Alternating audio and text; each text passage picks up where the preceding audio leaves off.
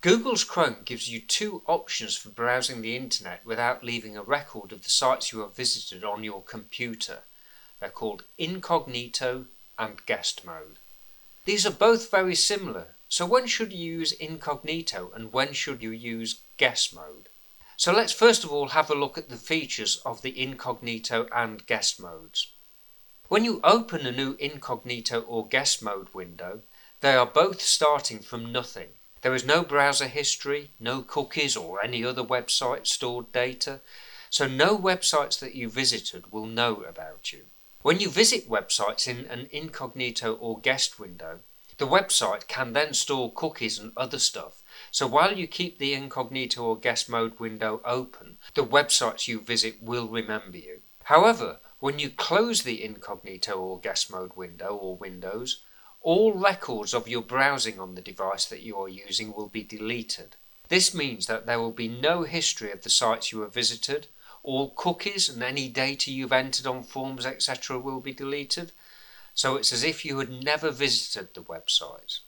Obviously, if you logged into a website while using an Incognito or Guest Mode window, then the website will store information which can be used when you log in the next time.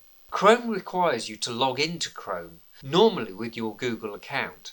Your Google account image is shown at the far right of the address bar to show that you have logged in. Chrome creates a Chrome profile for your login. You can also set up other Chrome profiles for anybody else who uses the device. Or, if you have multiple Google logins, each of your logins can have its own profile on your device, so that you can be logged in on the same device with multiple Google logins. The big difference between Incognito and Guest Mode is that Incognito mode assumes that you are the same person who logged into the Chrome profile that opened the Incognito window. It therefore gives you access to the private information such as bookmarks for that Chrome profile. Guest Mode, on the other hand, assumes that you are a different person using the same device and therefore does not give you access to any private information like bookmarks for the Chrome profile that opened the Guest Mode window. I think it is worth having a look at a normal Chrome window, an Incognito window and a Guest Mode window side by side to see how this affects the options that are available. Let's click on the three dot or kebab menu in each window to see the options that are available. Working from the top down, the Guest window does not allow you to open an Incognito window. This actually makes sense because the Guest window does not have access to the private information for the Chrome profile. However, an Incognito window does get access to the Chrome profile's private information. So if a Guest window could open an Incognito window, then this would be an easy way to get access to the private information for that Chrome profile. So a Guest window cannot open an Incognito window to prevent a security breach. The normal Chrome window gets access to history, downloads and bookmarks. The Incognito window does not get access to history. But note that the Incognito mode does give you access to bookmarks and downloads for the Chrome profile. This means that if you open an Incognito window, you can still use the bookmarks that you have saved in your Chrome profile. The download screen shows all the downloads for the Chrome profile that created the Incognito window. That's not just the downloads done by the Incognito window, it's all the ones by the parent Chrome profile. So this shows that an Incognito window can access the Chrome profile's private information, which is very different from Guest Mode, which can only access downloads. But note that this is downloads for this Guest profile only.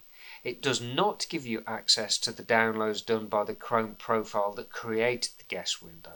So Guest Mode does not give the guest access to any private information.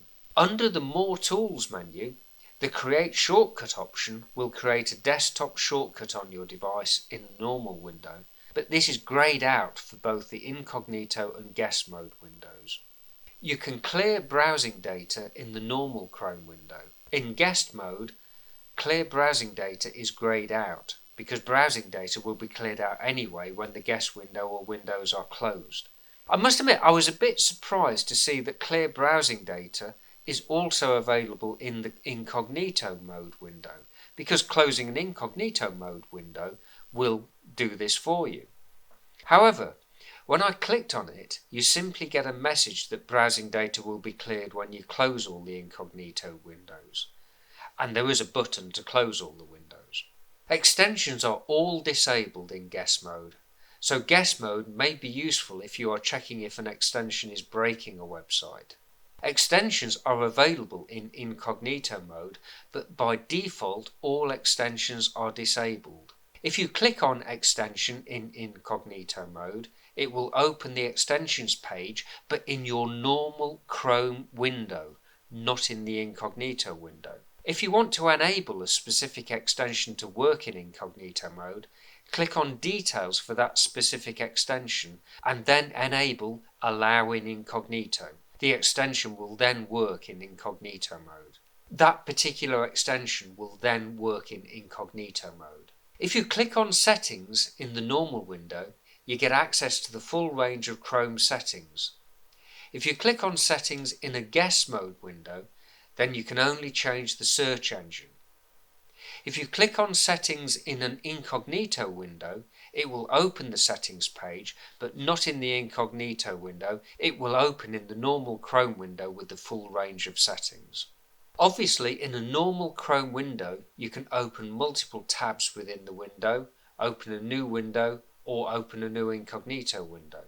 A guest window can also open new tabs and also new windows, which will all be opened in guest mode. Note that when you open another guest window, the profile icon shows the number of windows open in brackets, so you can only have one instance of guest mode on the device. To close all guest mode windows, the best way is to click the guest profile icon and then click Close Guest, because this will automatically close all windows and not leave any guest windows open.